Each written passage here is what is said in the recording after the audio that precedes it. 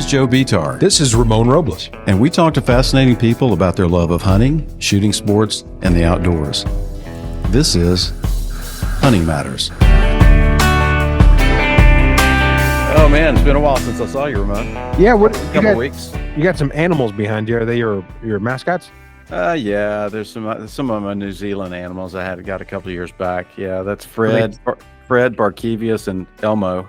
They talk with accents.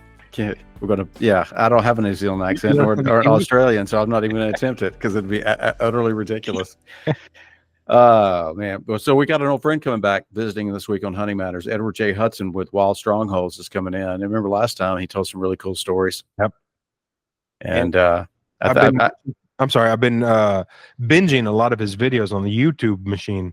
Yeah. It's just fascinating stuff. So I can't wait to get in and poke his brain. Exactly. He's kind of a big dude, though. I wouldn't poke his brain too hard. He might get in trouble. Yeah. Edward J. Hudson for Wild Strongholds on Hunting Matters this week. Enjoy.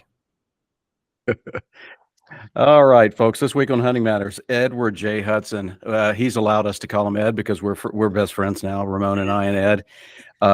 Ed has there's a lot to learn about Ed. Ed's been a guest on our podcast a while back, but Ramon, we're approaching our 200th episode here. That's crazy. Real quick. Yeah, it is crazy. Ed's been a naturalist since childhood. He's got some really unique perspectives on the outdoors. He's got a diverse amount of experience. And Ed, tell us a little bit about yourself and to our audience, where you grew up, kind of what your personal history is. Well, I grew up here in California, in Napa, California. And I grew up on a functioning, working vineyard and ranch. And so part of that was, a certain amount of it was dedicated to agriculture specifically, and the rest of it was open upland grazing. And, we had garden and cows and sheep and all the rest of that stuff for food. But, we also hunted. I did a lot of hunting when I was a kid, and I actually never traveled internationally to do any hunting until my 30s. I'd go to Texas or something, go see family down in Houston and whatnot, and go quail hunting and deer hunting down in Texas. But that was about it.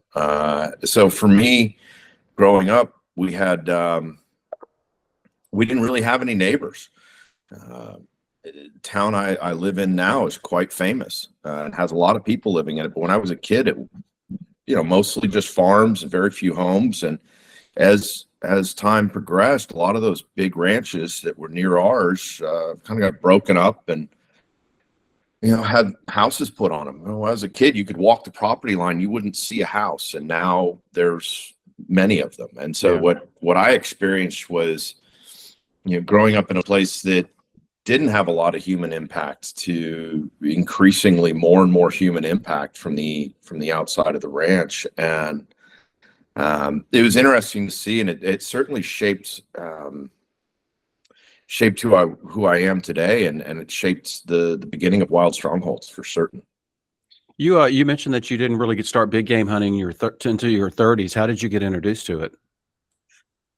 Well, I'd done a lot of traveling throughout my life. My parents, I'd travel with my parents, and then on my own as I grew older, and I would always see all these incredible environments that had incredible animals in them, but I never really felt this desperate urge to go climb a mountain after a certain point in my life. And I needed to, I'd climb mountains today, but I have a reason to do it, right? Getting to the top is not the reason for me. The way that I interact best with the natural world around me that I love so much is to hunt. I find a real connection to everything that's going on around me when I'm hunting. And I remember looking at these incredible mountains during the Afghan conflict there in Tajikistan. And I saw these sheep, the Marco Polo sheep. And I went, what is that? I didn't even know that animal existed, right? And I give you a frame of reference. My daughter, if there's a question about animals, she asks me. And it's kind of always been that way for me. I've always loved the outdoors and nature. And so I saw these sheep and I said, where how does that thing exist? This giant, I mean, just going on forever. And I said, God, I want to go hunt that. I actually want to go into the Pamirs. I want to go through the Pamirs there north of Afghanistan, and I want to go hunt that sheep. And so I started doing a little due diligence online, and I found the hunting consortium, and I called up Bob Kern, and I said, hey, look, Bob, I've never hunted internationally before. I see you do a lot of these sheep. You've got a reputable website. You seem to kind of know what you're doing. Can I go hunting with you? Yeah, sure. And I said, well, this seems like a major hunt. Maybe I ought to do sort of a get to know you hunt before I put the second down payment on it. I said, okay. He says, well, what do you want to hunt? Let's talk about it. I said, well, here's another really wild creature that I didn't think should exist on this planet, but it does, and it just blows my mind. It's the bongo. So my first international hunt that I ever did was in the jungles of Cameroon to go bongo hunting. Wow. And my second one was for Marco Polo sheep in the Pamirs. Well, And you started at the set the bar very high when you started, didn't you?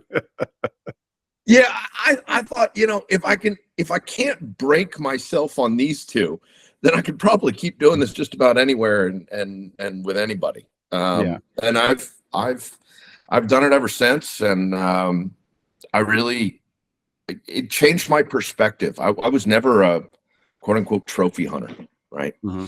I kind of looked at it and went, what is trophy hunting? And it doesn't make any sense. I've got deer in my backyard. I shoot them. Backyard meaning the ranch. Yeah. And turkey and ducks and dove, and they all taste really great. And why would anybody go all around the world to go do this? And I didn't really have an understanding of it. And it really changed my perspective on how conservation works. That while you may only be bringing home the head and skin of the animal, you're bringing home a host of memories as well of that country and the people that were there, the food that you ate, the environment you were in. You put a pile of money back into a conservation program that works, and the meat is not wasted. People go, oh, you just go to kill the thing. I said, well, no, I'm paying to kill an animal that would otherwise be shot by somebody there, but instead they get the meat now. They don't get the privilege of pulling the trigger, but they get the meat and they get all the money. Right. Which is for them, between the meat and the money, significantly more important than going out and shooting that one animal to them. That's what they've decided. And the system works and it functions and it's not wasteful. And that's what led me to think, okay, this is something that's really worth my time and energy. And then it kind of turned into wild strongholds of, I spent my entire life not being an international hunter, not being a consumptive tourist. And now here I am, I've really fallen in love with it, and I see the system and how it functions really well. And I'm coming home and I'm having to explain that to people in my state and in my friend group and people that I see socially, who many of whom are not hunters. Mm-hmm. Many are, but many of them who are not, and certainly very few of them who've ever hunted internationally. And starting to explain that process to them, they went, God, we had no idea. We had no idea about any of this. That completely different perspective. More people should know about this. And so that amongst a few other things was kind of the beginning of Wild Strongholds and why we do this. Rob Kern over at the Hunting Consortium sent us a couple of your videos in advance. Ramon and I very seldom get homework, but I got to tell you, it's probably one of the most pleasurable homework experience in preparation for this podcast that I've seen. And you and I talked a little bit before we got together today. Yeah. I think if people watch the Wild Strongholds video and the work you and your team have done, and I'm going to give your website out here, wildstrongholds.com. That's WILDSTRONGHOLDS.com. I think the productions that you guys have put together and have posted online are very informative and educational, and they reinforce all those things you just said, because there are so many more appendages and tentacles to what you know, what people consider as trophy hunting. You're, like you said, I'm going to go to this country, shoot this animal, come back with head and horns. But you guys really dive into the fact that how it affects the local economy, how it affects local families and cultures and tribes, the anti-poaching. Can you speak to a little bit of those things? Because there's people listening to this podcast. It's called Hunting Matters. They like hunting. Some of them are listening to it because they came across it and they don't understand this. So I think this is a perfect opportunity to once again spread that message to the uninformed. Well, the first, thank you very much for your appreciation of what we're doing. It's a team effort, and it takes a lot of work by our production team at Blankenship Videos and by Rob and his family there at the Hunting Consortium. They've done an incredible job to help not only make these films but get us into crazy locations where not only is it hard to get an individual there, but then an individual with a firearm, and then an individual with a firearm, and usually what the biggest problem is getting a camera with a microphone.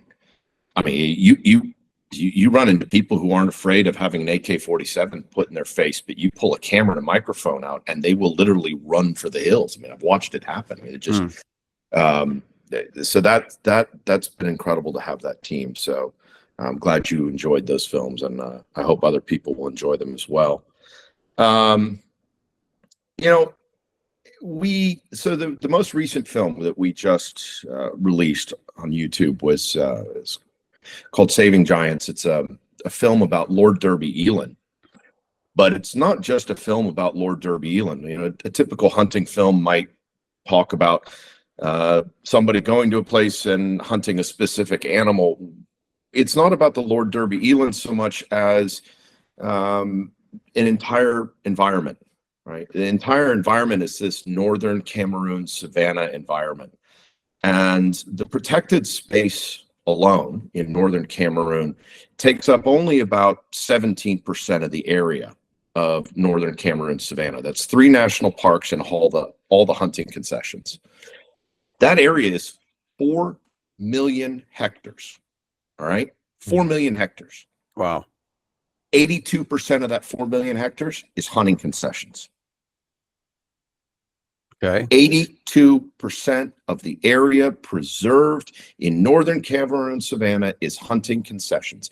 They create around these 3 national parks not only a wildlife corridor between these 3 national parks, but they create a belt around these national parks that protects from not only human encroachment but poaching. And from the Bororo, who are the people that come out of Chad, Sudan, all the way from Sudan, Chad, Niger, with their cattle, and are very, very bad for wildlife in general. You see in the film, learn more about it there. Without the hunting areas, right? The hunting areas provide anti-poaching belt. They provide a wildlife corridor across the northern portion of Cameroon. And they basically fund the national parks, right? And we show this in the video as well, of where you have the major portion of the income that funds these national parks comes through the trophy fees that are created by the hunting industry. And that hunting industry and those trophies, the quantity of trophies that are taken is a scientific number. Right? They go out, they do, the government goes in, they come back with, you have X amount of these, X amount of these, X amount of these, and we're going to allow you to take a small, tiny amount of that total population in order to pay for the preservation of all the rest of this. And it's not just the preservation of the animal you're hunting, it's the preservation of the entire biome. Right? You know, people go, oh, you've gone to shoot at Lord Derby Eland. How does that protect the Lord Derby Eland? Well, pretty simple. I shoot 1 Lord Derby Eland. It costs a chunk of change. Right. And that goes to pay for anti-poaching that protects every single species that exists within that biome. Everything from the birds all the way up to the most endangered subspecies of giraffe on this planet that lives there, the reticulated giraffe. And then it also protects all the trees from being cut down by the Bororo, or it protects from people coming in and farming. So the system functions by by protecting that whole biome. And without that hunting, it's all gone. It's gone quicker than you can imagine. In 5 years, if you got rid of hunting in northern Cameroon, in 5 years, you will have nothing left there. And the 3 national parks will have no funding or very little, and then will themselves be encroached upon. You lose that entire biomass, you lose that entire wildlife corridor for every single animal, every tree. And if you're not there participating in the solution, then you're a part of the problem. And participating in the solution can just be saying, hey, hunting and non-hunting working together preserved 17% of the land mass. Remove hunting, you've only preserved 3% of the land mass. It's a pretty simple equation. Wild Strongholds does a really good job, not only in Cameroon, but many other countries, educating people about that stuff. Saving Giants is the name of the movie, and it's on YouTube. And well, I think it is. I got a link. Yeah, no, it's on YouTube. We released it just recently. Yep. Okay. Well, I was watching that, and look, I'm still green to this whole thing, Ed. So it's okay if you laugh at me. But when I heard about Lord Derby Eland, I thought it was a member of the British royal family, and so I thought, well, this will be good. Yeah. It's got a few different names, but that's the one I like the best. No, I like it too. But watching the video just really opened my eyes to the methods these poachers use. From the traps they make to the full moon sitting on in trees.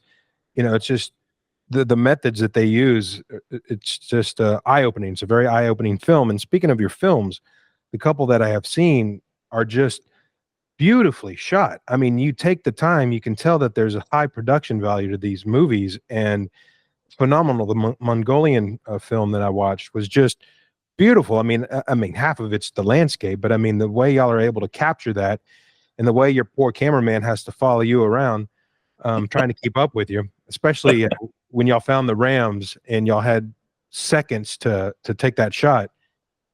That was one of the most magnificent shots one of the top 5 most magnificent shots I've ever had to make in my life. Yeah, it was. I held my breath. I mean, I'm not walking up, I'm not going up elevation, and I'm sitting there holding my breath thinking, oh my God, are they going to get you hiked at least 2 hours to get to where y'all thought they were going to be. Yeah. The scout goes over the ridge just a little bit to poke his eyeballs over the mountain, the hill, and it sees it, calls y'all up there. I hope I'm not giving too much away, but I'm just saying, no. I'm a fan of your videos are well done. There's drama, there's tension, they're beautifully shot. I mean, I've watched enough of these things to realize that, man, y'all put a lot of effort into these films. Yeah, as a matter of fact, when we had actually sort of decompressed there for a minute, and my y'all call them cameraman, but I call them field producers, because they're really producing a movie. They're not just filming you; they're thinking about, and now I do too, about how we're going to have a finished product out of this. And that was one of the few times. And so we film everything, but we don't include everything. So I don't include, for example, the actual kill shot in a film. Well, you see that in a lot of hunting films.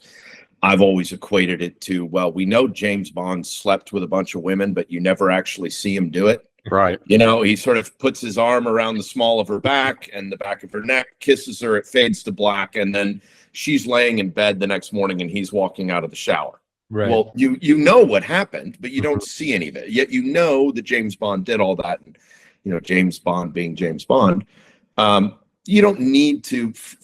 I don't think the public needs to see it. It's none of their business. Yeah. From my perspective, that kill shot thing. That's a very personal thing. Sure. Yeah. Taking a life is a very personal thing to do, and not one I enjoy. I don't enjoy watching it on other people's stuff, and I certainly don't really feel the desperate need to show anybody else. But in that instance, we didn't get that footage because, literally, it took, like you said, 2 hours to get up there, and maybe more, and then this wind just sort of, we got really towards the top of this mountain, and it changed. And I'm sort of my head is at the main guide's heel, and he just wanted to check and see where they were. And we'd already kind of done a bunch of stuff. The wind changed. By the time he says, get up here and shoot, and I get up there, the herd has moved from about 75 yards to about 250 yards up the hill. And 3/4 of the herd is cresting and going over to endless nothing. I mean, forget it. You're never going to see those animals again. And the big ram, the old ram, was actually at the back and sort of stopped right there before going over. And between me crawling up and putting down and getting onto him, I mean, I almost snapshot him. And it was really quick. I didn't have time to range anything. I didn't have time. It reminded me of hunting when I was a kid, you know, before rangefinders. Yeah. That's what people don't recognize. Wait, you used to hunt without rangefinders? I said, yeah. You know, I actually measured out what a footstep was so I could figure out what 100 yards was at the range to zero my rifle. Right? I didn't bring out a measuring tape. I took my required amount of steps, and that was the 100-yard mark. Okay, cool. The rifle shoots. I mean, it could be 90, it could be 110. It didn't matter, you know? So it was, that was intense. That was a really intense, intense hunt. It's funny how, you know, now you tell people, oh, I'm an instinctive bow hunter. They're like, what? What do you mean? An instinctive bow hunter? It's like you're setting a new trend. I'm like, nah, it's old school, baby. You know, it's what we used to do. I'm curious, Ed, what kind of caliber are you hunting with when you're chasing those sheep? 300 Win Mag. 300 Win Mag. Is that your kind of go-to all-purpose? It is my go-to all-purpose. I read somewhere at some point in time in my life before I started internationally hunting, I had to do a little bit of research, right? You know, I shot a 30-06 most of my life, right? 30-06 and shotguns. I mean, I don't think I'd ever shot anything over 200 yards in my life. And I said, okay, well, what caliber do I need? And, you know, of course, there's 1,000 different calibers. And I read somewhere one of the great traveling rifles is a 300 Win Mag, and precisely for the reason of if your bullets get lost or you forget them or they whatever, there's probably somebody somewhere in a hunting camp, wherever you are, that's going to have a 300 Win Mag, whether it's the guide, another hunter, whatever. It's a very common round, and it's a very common round to find in almost every European, African, North and South American country of that round being, you know, sort of a ubiquitous round. And I went, well, that makes sense to me. And okay, so the ballistics are this and believe me, I can go through it. It's very boring. But the reality is, you know, a bullet will shoot just as flat as any other bullet as long as you know how to, as long as you practice with it long enough, if you understand my meaning. Yep, absolutely. Like I don't worry about how flat my bullet is. I worry about whether or not I know where the impact point is. Yep. At a given range. So, yeah, for me, that's it. And then anything much bigger, you know, dangerous game, stuff like that, 404. So is that what you used for the buffalo at the end of Saving Giants? No, I used that 404. Yeah. Yeah, that's what I meant, because I've never seen that size of caliber bullet on your belt. By the way, you look like a badass with all those bullets around your waist, right? And you're shooting buffalo. That we actually shortened that stock. Well, you kind of summarized at the end how long y'all were out there. It was 120 degrees in the shade. Did you pick up on that? I could like see we said it at one point during the film. And now that actually got really spooky. I've had a couple of buffalo experiences have gotten spooky, and you know, even with one shot dead buffalo, which are, you know, those are not a dime a dozen. I mean, anybody who shoots a one shot dead buffalo is either really lucky or has shot a lot of buffalo. Yeah, that man, that was spooky. I mean, he turned and waited for us 3 separate times. Yeah. And yet when we found where the spoor was, you know, we'd be following along, and all of a sudden you make this immediate left turn and you realize she's standing in this thick stuff looking straight back at where you're coming from. Yeah. but we were so hot and so exhausted that we were moving slower than we normally would, like if it wasn't 120 in the shade. Yeah. And so he got tired of waiting for us and would take off. We were lucky. And the few times where he stopped and waited for us, we could see him first, but twice he ran off before I could get a shot. I mean, it was thick, you know. I mean, it was like this. Yeah. That was a rough one. That was a rough one. Well, it was beautiful because of the way you paid the respects and the way your group, y'all, lack of a better term, I mean, y'all ate them. I mean, it was beautiful. Oh, on site, we were starving. Yeah. I mean, we had no food with it. We'd been walking since dawn, and it was now 6 o'clock in the afternoon. Yep. And we've only had water with us and no real food. I think we had like a couple of tins of what was it, sardines, right? And so we're eating sardines and water, and that was what kept us going all day. Yeah. And we got to the end of that, and everybody just said, thank God that this is over, first of all. Yeah. And that, the first thing you do is thank God this is over. And as the hunter, you're sitting there freaking out, like, oh my God, I've put everybody else in danger because of something that I did not exactly the way I wanted to do it. And so to have everybody kind of be out of harm's way at that point really is a huge relief as the hunter. Everybody else is relieved because, you're not walking after this animal anymore, and you recovered the animal, which always makes you feel good. Yeah. And then the next thing sets in. We're hungry. So we start, pictures are done, everything's, start skinning this thing out, and we start taking bits of liver and, all of it. And it was good. I was happy to have some food. Well, they had spices with them, so they were optimistic that you were gonna bring them down. Yeah, spices don't take up much space. I mean, it's a little plastic baggie, and everything tastes good. Food is where you find it. And I think that's another really cool thing that we do with Wild Strongholds is that we allow people to see, I think the grand majority of the community that we share this planet with doesn't understand what, sort of trophy hunting is. They really don't get it. I hate the term trophy hunting because that's not really the goal for most of us who hunt internationally, but that's a widely accepted term, so that's why I'm using it. What they don't understand is what they see is this sort of tiny little snapshot, and that tiny little snapshot is some individual who's traveled to some foreign country standing in front of some dead animal, and that's all they see. What they don't see is all the people who are involved in that. They don't see all this incredible landscape. They don't see all the time and effort and thought that goes into taking one specific animal and why you choose that animal. And they certainly rarely see anybody eating that animal. Yep. Especially like right there on the ground afterwards, which, believe it or not, does happen more often than you might think. Especially with buffalo, I've found, is you end up tracking for so long, or eland, you end up tracking for so long, you're just starving at the end of it. You're like, eat now, please. Yeah.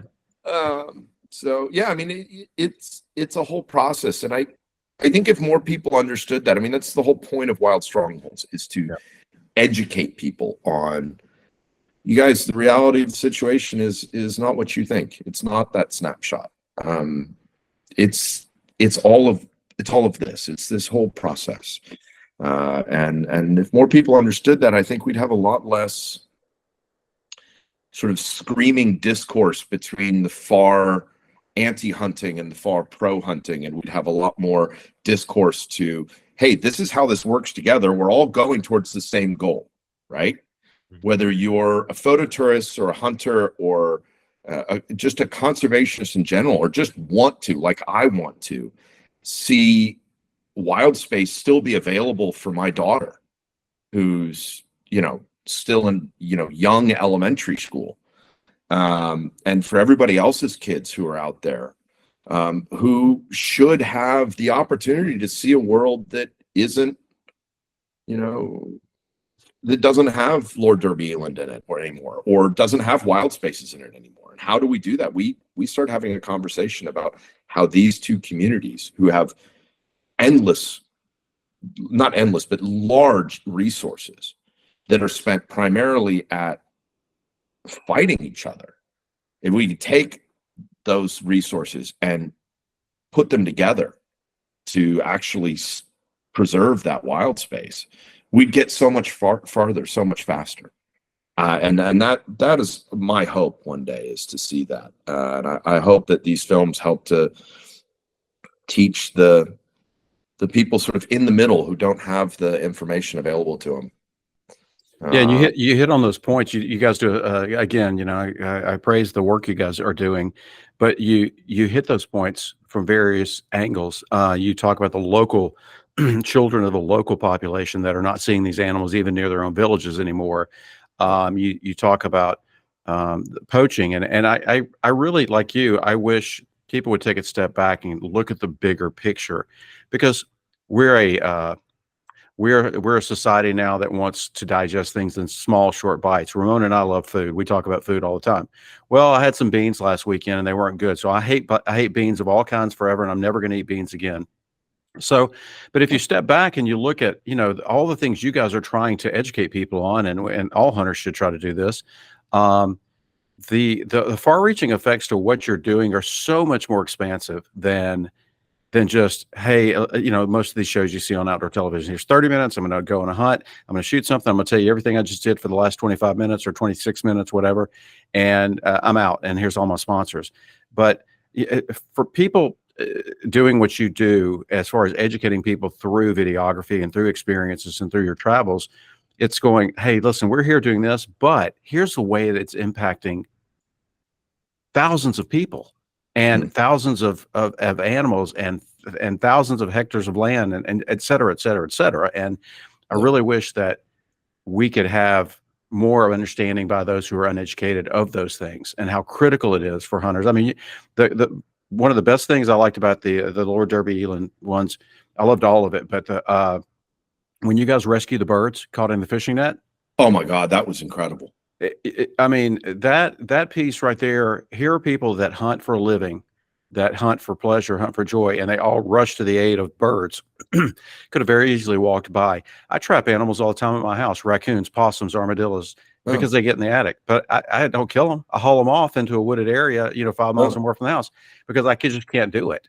But I can go hunt something if I'm hunting something, but I just can't do that. And that example of you guys all rushing to the aid of those birds caught in fishing nets was amazing.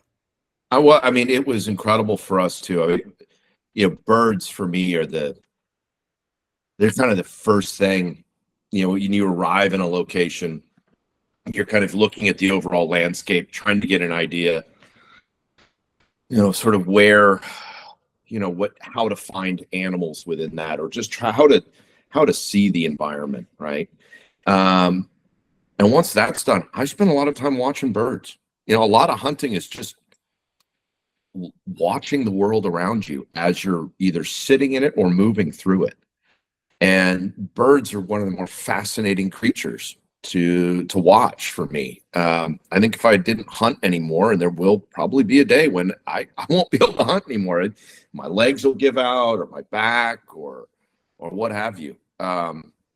It may happen, but I'll always watch the birds. And so for me, you know, seeing those birds, we're here in the middle of a hunt. You know, it's the end. It's the perfect time, right? I mean, the sun is now just a few fingers above the horizon. Everything's cooling off. We're right here in this stream bed that has little water holes in it. This is where all the wildlife comes at the end of the day, as soon as it's cooling off. And so we're at prime hunting time. We've already sat through all the horrible heat time where you don't hardly see anything. And I told him, no, stop. I'm going to film this. He said, well, we're not going to hunt? I said, no, I'm going to go over and I'm going to take photos. This is the most incredible thing I've ever seen. There's thousands or hundreds of these birds, 1,000 of these birds on this bank of carmine bee-eaters, and I've never seen this before. And just the closer I got to realize there was something wrong. And then all of a sudden, we had just driven by there that morning. I mean, literally had driven by there less than 6 hours before. And so during the middle of the day, somebody had gone in there, or multiple somebodies had gone in there and put up this fishing net over the holes so that the birds couldn't get to their nests, couldn't get to their young. And so as they're trying to go in there, they're all getting caught. And it made me so angry. I was so pissed off after that. I mean, I'm pissed off if I make a shot that's 3/4 of an inch away from where I wanted it to go, because I ask that of myself, because I practice. This made me truly livid angry. I mean, I was, let's go find these, and I'm not going to use all the words I want to use, but I was so, because this poor little bird is just being tortured. Yeah. For no reason. You could tell the moment of realization when you're shooting photos and you go, wait a minute, something's not right. And you put your camera on the ground and you're like, holy crap, you could see it in your eyes and in your body movements that, holy crap, there's a fishing net over these bird nests. Yeah. And it made me really frustrated. One of the things you see, and I think you see this, obviously you see it all over the world, but I think very specific to Africa is there's this cultural importance that has been put on to game meat, right? It goes above and beyond, okay, we have goats as a resource that costs us money and have value. We have cows that are a resource to us that cost us money and have value. And instead of using those for meat, we're going to go and take wild game meat and feed our family, right? Right. No big deal. To going from that concept to, all right, we're no longer just trying to feed my family for the week. We've actually turned this into an industry. This is now a business. And we're going to go out and trap, capture, and process every single wild animal we can lay our hands on. And that means everything from that carmine-breasted bee eater, right? That carmine bee eater, all the way up to eland. Now, do they get big Lord Derby eland? Not unless they're using a gun, typically, because it's a really big animal and it's hard to put a snare around that and keep it. But they'll catch the young, they'll catch the females. We go in there as a hunter and we go, okay, there's a male, there's a male, there's a bunch of females, there's babies, there's a really old male. Let's go take that, right? The poacher goes, here's 75 snares, and we're going to take whatever goes into it. We're going to take the baby eland, we're going to take the female eland, and the big Lord Derby eland, we're not going to get him. We might, but more likely it's just going to have a snare around its foot, and it's eventually going to, die of a disease somewhere. Yeah. Or hell, we might really screw up and catch ourselves a buffalo, and now that buffalo is going to go kill somebody because it's injured. I mean, an injured buffalo is an angry buffalo. So there's it, and then you go and you see it's this money-making machine. It's not about taking care of one person taking care of their family. It's about, how much money can we make off this? And it's sad to see. It's really, God, the more I have traveled, the more of these films that I've done, the more places I've gone to film, that's the part that just breaks your heart, is that it's not a subsistence issue. It's a financial issue, and they know what they're doing is against the law. They know that their country doesn't condone it. They know that many of the people that they live with in their town, village, or city don't condone it, but they don't care. Yeah. They don't care that it functionally destroys the ecosystem in which they live. I mean, it'd be like deciding that, I'm sitting here in my household and I'm cold, and I'm just going to start taking the chairs and furniture in my house and burning them to stay warm, while my wife and daughter are saying, thanks for the warmth, but please don't do that. Yeah. You're literally destroying your own house. And I just, it's hard to see. I mean, I get it. You know, there's extreme poverty that they're dealing with as well. But in the areas where you have really good conservation, really good wildlife management, specifically through hunting, a lot of the people get their meat and get their money back and get money back into their communities from these hunting areas. And they're the ones who are doing the anti-poaching. And they use a cell phone. They make a phone call to the authorities, or they make a phone call to the manager of the hunting block and say, hey, so-and-so has been going in and taking all of your animals, and you need to stop him. Or so-and-so is over here doing this right now. Please stop him, because that affects their livelihood, right? So now it's sort of a self-policing program, and you're seeing a lot of success with that, and that's inspiring to see. That's for sure. It is, and I know it's as many times as you've been over to different countries and things like that, and have worked with anti-poaching people.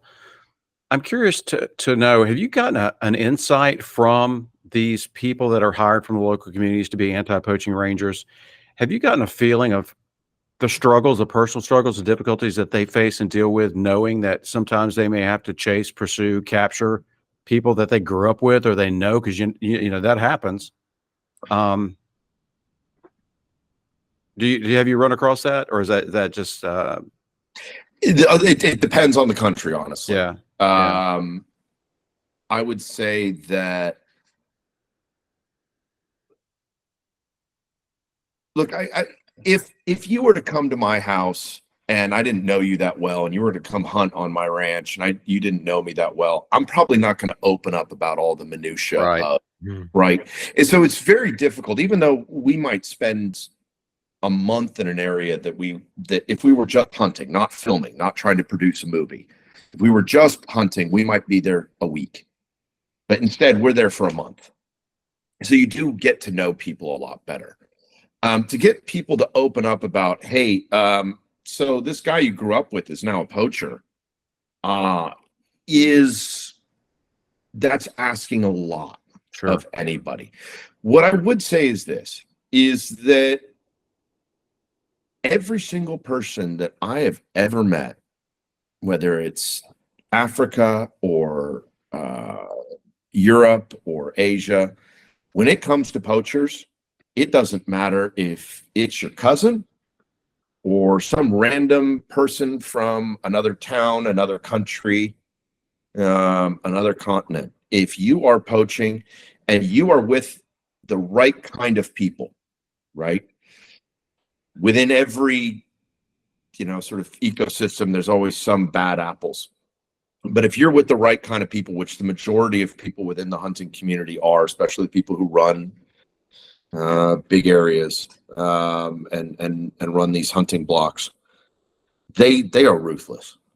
I mean, ruthless to a point that it makes you sort of go, wow, that's bit more aggressive than we are at home about poaching. Here it's game warden and jail time and fine. There it's very different. Yeah. Africa is very different. Europe is more like the United States. Asia is Asia's Asia. Asia's its own thing. And every country has its own sort of set of rules, guidelines, and social constructs around it. But writ large, these guys are like, this is my livelihood. This is what keeps my family alive. This is what keeps future generations alive. We love the wildlife. We love, having it here, and we want it for future generations. That's the one thing that goes across the board with all these guys. And for them, that supersedes whether their cousin is doing it or not, whether their cousin is a poacher or not. I mean, people in general just don't want to see that gone. I think people who are involved in this, really, it goes beyond the financial. It becomes part of their makeup as a human being to conserve that wildlife. Right. I know, Ramon's at that phase in his life where he's bringing up young boys, and he's trying to introduce them to as many different experiences. My wife and I raised 3 boys. They're all grown up now. I know it's very important to you. It's one of your major philosophies, Ed, is to leave things better than you have them currently for yourself, as far as proliferating wildlife species and habitat and that sort of thing, and leaving that for the next generation, leaving it better than leaving the environment better than what you inherited. I've got to ask you that you recently took a trip with your daughter. Did you I guys go did. yeah, tell us about that. So I'd been to Austria twice before. My wife had come with me one of those times. She really liked Austria. She liked people that we were able to be with there in Austria. And my daughter's old enough now, and I had the opportunity to go back. What we really needed was some more footage on chamois. Right. And chamois are very difficult to film. They're small, and at 400 yards, they look like crap on camera. So you've got it. Yeah, that one right there. And we've got to get. I did that just for you, Ed. I put that just for this podcast. I see that. I was going to ask you about that before we started, but Yeah. so I mean, you've got to get really close to them, which is hard to do. And so we needed to go back. We spent a lot of time on the ground just filming. And I said, hey, this is a great opportunity. It's summertime. It's there's no school. My daughter's old enough now. Why don't all three of us go? And our friends who we stayed with are very kind. They had they've got a great hunting operation there, and the hunting consortium and FN hunting over there in Austria, they helped us put this whole thing together, and so it was great. We got to go over there and be together as a family. It was my daughter's first really big time zone change, which was interesting to watch. And we spent a couple of days before we went in to the hunting area together, and then about 10 days afterwards together. I mean, it was so cool for her to see it. I mean, when we'd taken a chamois, we brought it back and we put it in the walk-in cooler to hang, let the meat hang. So when we came back and we hung it up, here she comes running out. It's 10 o'clock at night. This is a kid that goes to bed between 7 and 8 every night. On school nights, it's 7 o'clock. Honey, you're in bed. Sorry, deal with it. Yeah. And here it is, 10 o'clock at night. And she comes running out in shorts and a t-shirt, and daddy, can I see? And he comes in, she sees the chamois, she's checking it out, and just loves it. She knows where her food comes from, though, right? Yeah. I'd say that most people don't know where their food comes from, but she knows where her food comes from. She loves cats, she loves dogs, she wants pet chickens, but she knows that we eat chicken. Right. We raise pigs. She knows that that's where bacon comes from. And so for her, the dead animal is more a source of interest, not a source of unmanageable sadness. Right. Yeah. And I think part of it is she didn't become friends with the wild animal. Right. Right. You're raising a pig that you name and then butchering it and eating it. That's a little more traumatic for a kid. Yeah. Sorry, kids. Isn't Buttercup delicious? Yeah, exactly. Yeah. Just try and name your pigs like ham or bacon or, pork butt or something, I mean, so that that like there's food in the end result. So, but yeah, no, it's always been the reason. I think that I know for certain that if I didn't have a daughter, if I didn't have a child, and I specifically have a daughter, I wouldn't do this project. I wouldn't. It's not worth the hassle. It's not worth the aggravation. It's certainly not worth the cost, both to in time, in energy, in finances. At the end of the day, I think it's what I want to do to leave a world in a better place than that which I found it. I want her to have those opportunities to see these animals, and that's really what Wild Strongholds is all about, is helping to educate people to hopefully change the perspective on how we move forward for wildlife conservation. It's it's a noble effort, and there's more people that need to do it. not only with kids, with adults too. I continually find myself in a situation where I've got friends who are or acquaintances are like, tell me about this hunting thing. You work for a hunting organization, and of course I don't. I work for a conservation organization that's our affinity is hunting, but what we raise money for conservation education and scholarships. But yeah, I find myself in that situation with adults too, and I've started to see. Maybe it's just me and my circumstances, but I've started to see over the past few years more people that are like, I'd like to get into this. Can you help me? Can you teach me? I want to source my own protein now. They've seen the factory farming videos or whatever, docs on Netflix and things like that, and they're averse to it. So that's something that's kind of, I think personally that's changed in the past few years. Do you find you've had a lot of different adventures around the world? Are you finding that your tendency or favoritism is more towards big game animals in countries like Africa and Cameroon, that sort of thing? Are you kind of a sheep guy, or you're just it didn't matter? It's just more about the experience and the adventure. Wherever there aren't people. There you go. That's my preference. Got it. I could go to a place and hunt for 2 weeks straight and go home without having pulled the trigger. Yep. And spent that entire time out on a mountain, in the woods, in the savannah, wherever, right? And enjoyed myself much more than I would if I was really successful for 2 weeks and had to constantly see people within my, and by people, I mean, and there are hunting areas like that, right? Tanzania and Maasai lands, you're hunting in communal areas with the Maasai.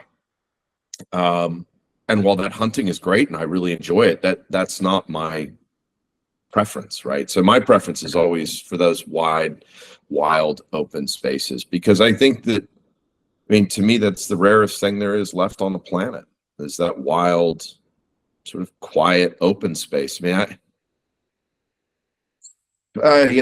place, Ethiopia, right? You've got over 220 million people living in Ethiopia, and Ethiopia is about the size of, a little bit smaller than Texas, and has a population that's 2/3 the size of the United States.